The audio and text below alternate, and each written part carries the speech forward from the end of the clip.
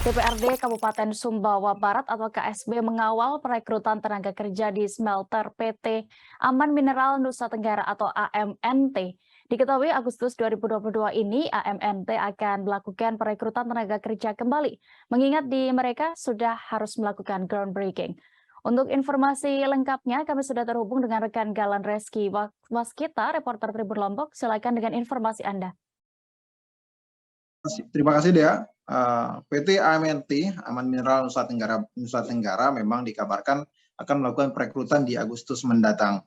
Nah, karena itu Dewan Perwakilan Rakyat Kabupaten Sumbawa Barat mencoba untuk memastikan 60% hak masyarakat lokal untuk dapat direkrut dari total kuota keseluruhan dari karyawan yang dibutuhkan. Nah, untuk itu DPRD berencana dalam waktu dekat akan memanggil Dinas Tenaga Kerja Kabupaten Sumbawa Barat untuk memastikan.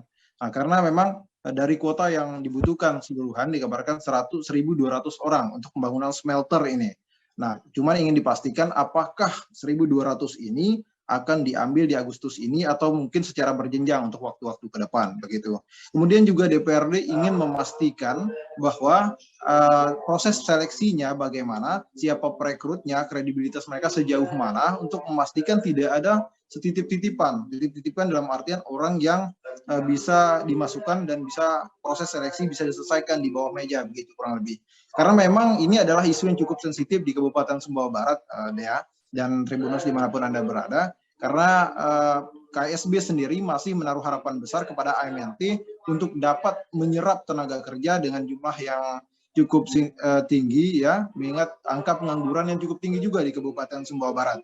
Nah, beberapa waktu lalu tersiar kabar ada 80 warga asing yang ikut bekerja bersama AMNT tentunya. Dan ini menjadi kecemburuan sosial bagi masyarakat.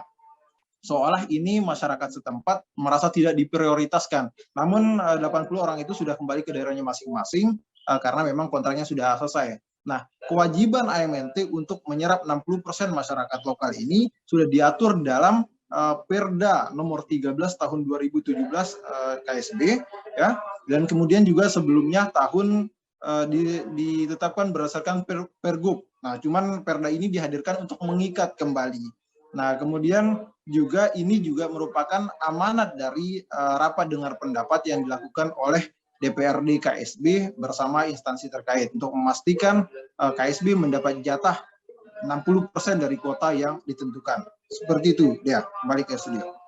Baik, terima kasih rekan Galan Reski untuk informasi Anda dari Sumba Barat. Selamat bertugas kembali. Jangan lupa subscribe, share, komen, dan like ya.